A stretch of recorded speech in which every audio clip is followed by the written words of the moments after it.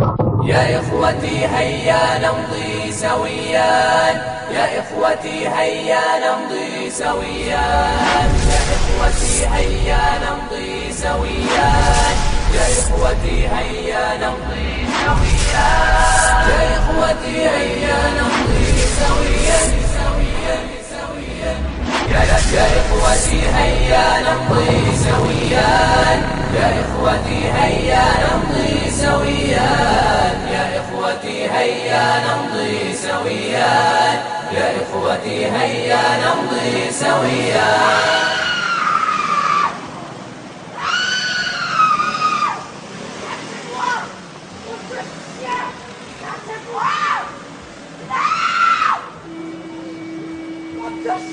يا إخوتي هيا نمضي سويا، يا إخوتي هيا نمضي سويا، يا إخوتي هيا نمضي سويا، يا إخوتي هيا نمضي سويا، يا إخوتي هيا نمضي سويا سويا سويا. Voilà, on s'est réunis aujourd'hui par rapport à ce qui s'est passé avec la sœur, Inch'Allah, et on veut faire passer un message à tout le monde, hein, pas de distinction. Les gens normaux, les flics, tout le monde.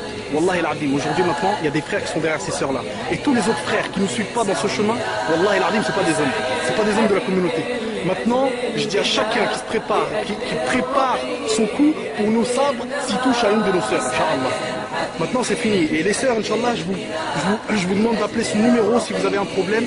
L'équipe de Force Al-Azza, 06 38 32 05 91. Inch'Allah, on sera toujours là pour vous aider et ne croyez pas que vous êtes tout seul. Wallah, il y a encore des hommes dans cette communauté, Inch'Allah.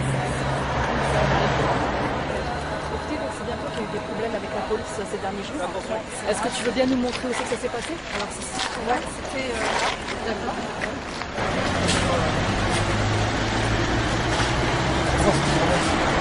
En fait, j'arrivais de cette avenue-là. Sur cette avenue-là, j'arrivais. Et sur le chemin, on avait déjà croisé deux policiers, deux voitures de police, plus un camion. Les deux premières voitures ne se sont pas arrêtées.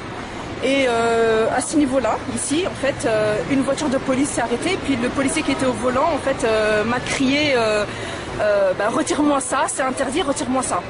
Donc de là, je lui ai répondu que j'allais pas retirer mon niqab et que j'avais le droit de m'habiller comme je voulais. Et là, il m'a posé la question à savoir s'il voulait que... Il m'a dit, est-ce que tu veux que je te contrôle? Donc là, je lui réponds, bah écoutez, si vous voulez me contrôler, contrôlez-moi. Moi, ça me dérange pas. Et de là, il m'a dit, bah écoutez, mettez-vous sur le côté. Donc eux, ils se sont garés ici. Donc après le feu rouge, là où il y a le parking, enfin l'entrée du parking de la gare. Ils se sont garés là. Et moi, plutôt que d'attendre qu'ils viennent me chercher, j'ai préféré les rejoindre avec mon ami. Donc on est parti rejoindre la voiture de police en pensant que j'allais procéder à l'identification. C'est pas du tout ce qui s'est passé. De la voiture, il y a 3 policiers qui sont descendus. C'était plus loin en fait. Ils sont descendus. Et ils m'ont dit qu'en tant que citoyenne française, j'avais des devoirs. Donc moi j'ai répliqué qu'en tant que citoyenne française, j'avais aussi des droits, et notamment le droit d'exercer ma religion, que ce soit dans un endroit privé comme dans un endroit public, et que c'était pas à n'importe qui en fait de me dicter ma tenue vestimentaire. Bon, c'était un dialogue de sourds, il est resté sur sa position, moi je suis restée sur ma position, jusqu'à ce qu'une deuxième voiture arrive. Dans la deuxième voiture, il y avait 2 hommes policiers plus une femme. Donc à aucun moment, ils m'ont demandé de décliner mon identité et de procéder à l'identification. La femme, elle s'est approchée vers moi en enfilant une paire de gants et en me disant, bon ben maintenant je vais vous palper. Là, je suis étonnée, je suis même choquée parce que je me dis, elle arrive directement de but en blanc, elle veut me palper. Donc je refuse. Je lui dis, écoutez, c'est pas ce que vous avez comme consigne dans la circulaire de Guéant par rapport à ce problème de niqab. Ce que vous devez faire, c'est me demander de décliner mon identité. Je procède à l'identification. Et ensuite, vous dressez votre procès verbal, en tout cas, je repars. Et là, ils ont insisté pour me palper. La négociation, elle était difficile. Je voyais qu'eux, ils tenaient, surtout les hommes, ils tenaient absolument à me faire passer à une fouille au corps. Donc, chose que j'ai refusée. J'ai appelé mon avocat. J'ai posé la question à savoir si eux, ils étaient dans leur droit de vouloir pratiquer la palpation. De là, mon avocat m'a posé la question à savoir est-ce que j'étais en train de courir quand je suis tombée sur les policiers ou est-ce que j'avais des gestes douteux qui auraient pu éveiller chez eux des soupçons sur mon comportement.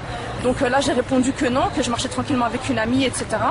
Et que c'est simplement un policier, je pense, qui n'a pas apprécié que je lui ai répondu si vous voulez me contrôler, contrôlez-moi, moi ça me dérange pas. Je pense qu'il s'attendait peut-être à ce que je sois intimidée ou peut-être impressionnée, mais bon. Du coup, ils ont insisté pour la palpation, ça s'est pas fait. À un moment, moi pendant que j'étais au téléphone avec mon avocat, eux de leur côté, ils se sont concertés, ils sont retournés à leur véhicule pour passer des appels radio, certainement à leur hiérarchie, pour savoir s'ils allaient me palper ou pas. Donc il n'y avait pas de réponse, sachant que c'était un dimanche, donc peut-être qu'ils ont...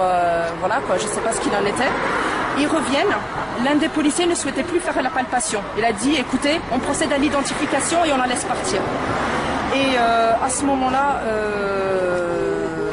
les autres qui l'accompagnaient insistaient, ils voulaient toujours pratiquer la palpation. Et comme je voyais que voilà, cette situation-là, en fait, c'était vraiment un truc où, une situation vraiment, je me disais, je vais pas m'en sortir. J'ai dit à la femme, bah écoutez, si vous voulez absolument procéder à la palpation, je suis d'accord, à la seule condition que vous ne touchez pas mes parties intimes. Vous voulez procéder à la palpation, il n'y a aucun problème. Et de là, le policier a dit non, écoutez, c'est pas à vous de codifier la palpation, donc on vous embarque au commissariat. Je fais ok, je vous suis au commissariat. Et là, ils m'ont sorti les menottes. Et là, moi, j'ai refusé les menottes. Ils voulaient me mettre les menottes et la palpation, alors qu'ils m'ont même pas demandé, à aucun moment, ils m'ont demandé de donner ma pièce d'identité ou de vérifier mon visage. À aucun moment, ils m'ont demandé de décliner mon identité. Tout ce qu'ils voulaient, ces hommes, parce que c'est les hommes qui ont insisté, parce que c'est les hommes qui ont insisté, parce que c'est les hommes qui ont insisté, c'est faire la palpation. Donc voilà, et puis ils m'ont menotté de force et évidemment moi je voulais pas. Donc je voulais pas être menottée, je voulais pas être palpée, d'autant plus qu'ils se sont permis, ces hommes, de m'empoigner par les bras. Et quand ils m'ont menotté, ils m'ont tellement relevé les bras haut au niveau du dos que j'étais obligée de me pencher en avant quoi, pour essayer de supporter la douleur. Et bon après, on perd ses moyens, on perd tout contrôle et ça se traduit par des cris, par des insultes et c'est ce qui s'est passé.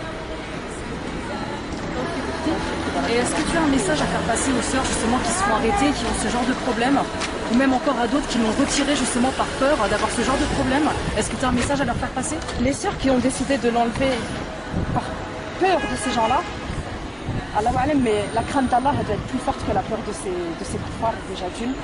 En plus, maintenant, ces hommes, ils vont chercher qu'à nous intimider.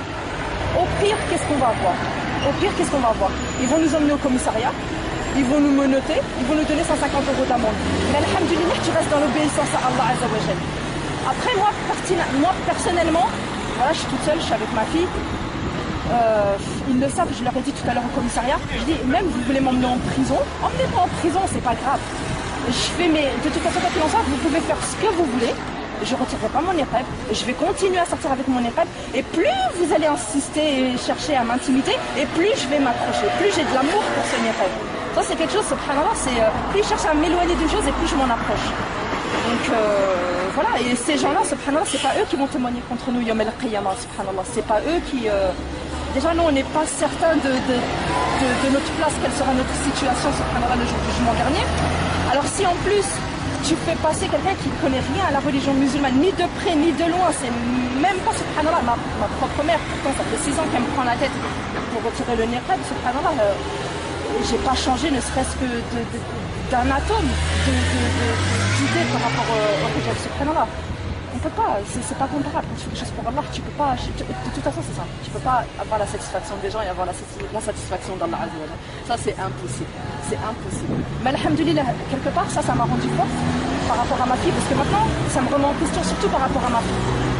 Parce que j'ai pas envie que ma fille elle grandisse en ayant cette peur de dire, voilà, si un jour je veux porter le hijab, je vais me faire agresser, je vais me faire insulter. Moi, je veux pas. Alhamdoulilah, j'essaie de lui apprendre que ces gens-là qui nous insultent, ce sont les ennemis d'Allah. Et que nous, alhamdoulilah, on a la vérité. Allah, il nous a fait une promesse. Et on sait que Allah, tout ce qu'il dit, c'est vérité. Donc, alhamdoulilah, moi, j'espère que ma fille, Inch'Allah, j'essaierai de la rendre forte. Et qu'elle puisse, voilà, même s'il faut que je la lève, même si je sais que moi je dois sacrifier moi, ma personne pour mon rêve, même pour eux c'est qu'un petit signe, mais pour moi c'est mon honneur, c'est ma dignité, c'est ma fierté. Ces chiens quand ils ont posé la main sur moi, subhanallah, c'était...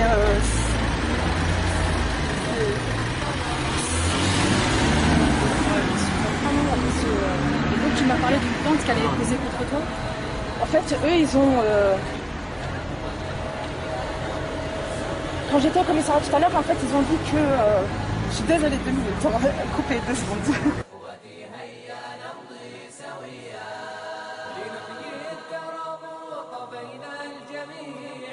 T'es prête? Là, c'est bon. En fait, eux, ils ont... par rapport à ce qui s'est passé, tout à l'heure, j'étais au commissariat, ils sont au courant que cette vidéo, elle est parue sur YouTube. La personne qui a filmé, elle l'a postée le soir même. Et il y a plein de forums qui l'ont repris, etc.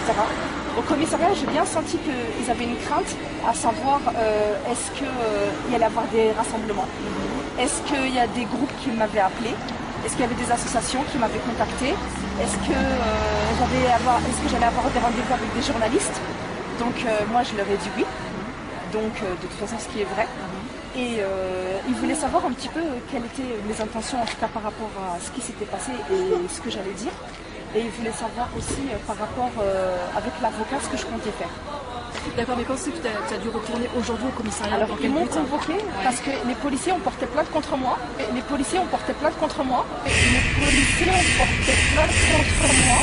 En disant que c'était moi qui avais giflé un des policiers et que j'avais griffé la femme policière.